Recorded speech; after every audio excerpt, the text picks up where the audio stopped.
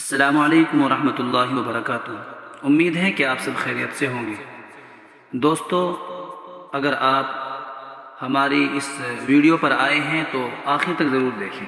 دوستو، آپ صلی اللہ علیہ وسلم کی نسب شریف کی بات چل رہی ہے اور بہت آگے تک باتیں پہنچ چکی ہیں۔ جو مناصب قصی نے اپنے بیٹوں کو تقسیم کیے تھے، بڑا بیٹا عبددار تھا، تمام مناصب اس کو دے دیے تھے۔ اس کے بعد میں چلتے ہوئے ترتیب وار قصی نے اپنے بیٹے کو یہ مناصب عطا دیے اور عبد مناف کا دور آیا، ان کو ملے۔ عبد مناف کے بعد ہاشم کو یہ منصب حاصل ہوا اور انہوں نے اپنے بیٹے عبد المطلب کو، انہوں نے اپنے بیٹے ابو طالب کو، اس کے بعد میں آپ صلی اللہ علیہ وسلم کے دور تک اس طرح چلتا رہا اور آپ صلی اللہ علیہ وسلم کے بعد خلفائے راشدین کے زمانے میں باقی رہا۔ اور اس کے بعد میں یہ مناصب جب بغداد سے خلافت ختم ہو گئی، مصر چلی گئی تو وہاں پہنچ گئی۔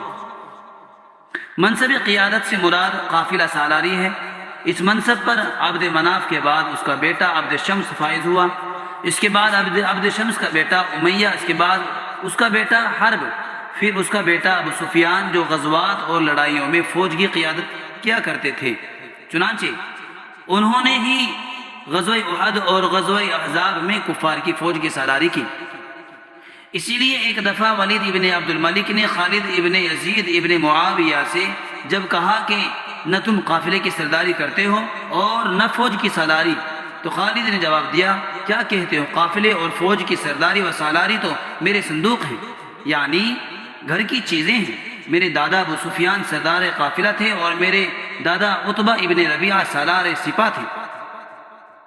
دار الندوہ سے مراد وہ عمارت ہے جہاں قریش کے لوگ اپنے معاملات کے متعلق مشورہ کرنے کے لیے جمع ہوا کرتے تھے۔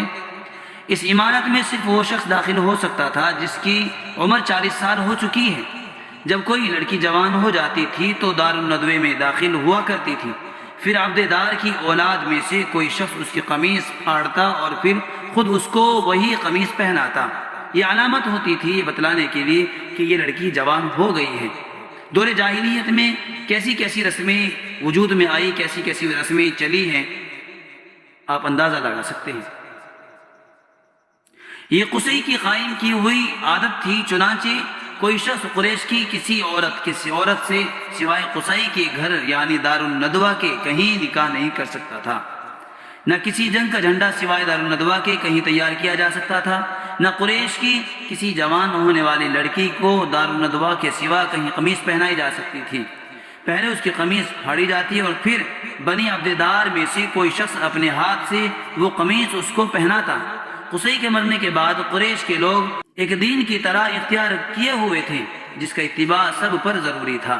آپ اندازہ لگا سکتے ہیں یہ تمام رسومات جو دور جاہلیت میں لوگوں کے درمیان میں موجود تھی، وہ ایک دین کی طرح اس کو ضروری سمجھ کر عمل کیا جاتا ہے۔ دار الندوہ بنی عبددار میں اولاد در اولاد رہا، یہاں تک کہ حکیم ابن حزام کے ہاتھوں میں آیا۔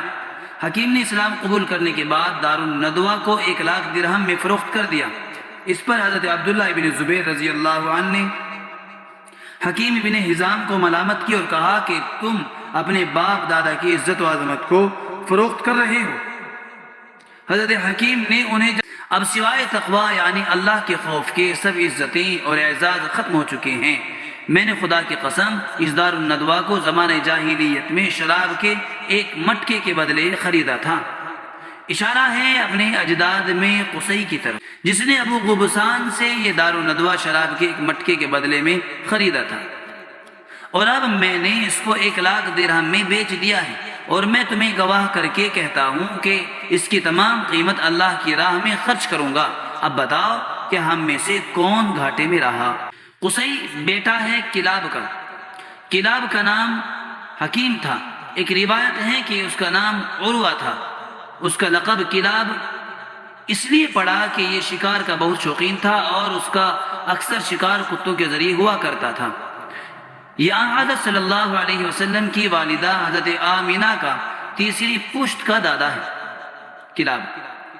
اس طرح کلاب پر پہنچ کر حضرت صلی اللہ علیہ وسلم کے والد اور والدہ کا نسب ایک ہو جاتا ہے۔ کلاب پر پہنچ کر کلاب بیٹا ہے مرہ کا۔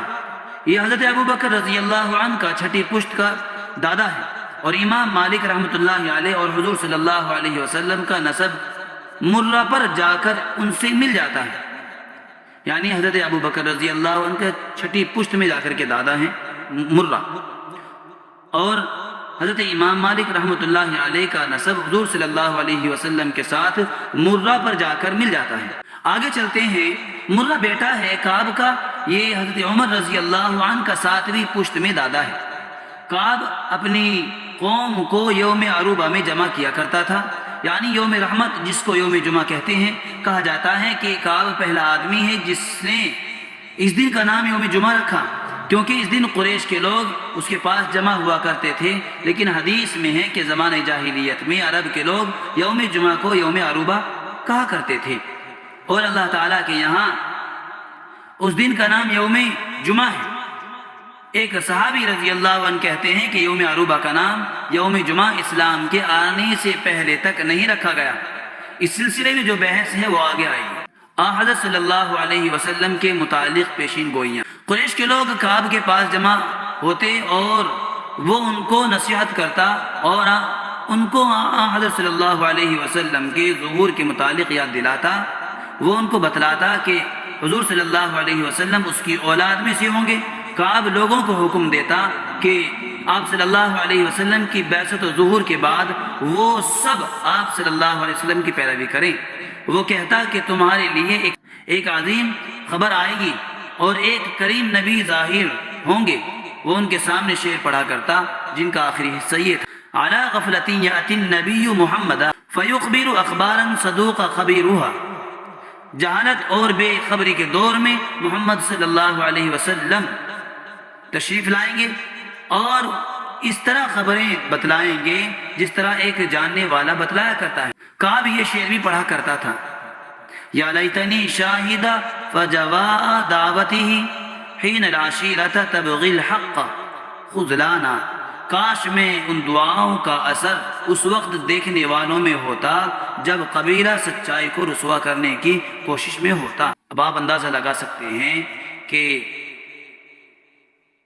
آپ صلی اللہ علیہ وسلم کی دنیا میں آنے کی پیشین گوئی انبیاء کرام علیہ السلام نے تو دی ہی ہے، لیکن کعب جو آپ صلی اللہ علیہ وسلم کے بہت پیچھے کے دادا ہیں، بہت پیچھے نسب میں جا پہنچ کر کے دادا ہیں، حضرت عمر رضی اللہ عنہ کے ساتھ ہی پشت میں دادا کہلائے ہیں، تو وہ اس دور میں آپ صلی اللہ علیہ وسلم کے دنیا میں بعثت ہونے کی، دنیا میں آنے کی پیشین گوئی کر رہے ہیں۔ آپ اندازہ لگا سکتے ہیں اللہ تبارک و تعالیٰ نے کتنے پہلے آپ صلی اللہ علیہ وسلم کے دنیا میں آنے سے پہلے آپ کی باتوں کو چلایا ہے۔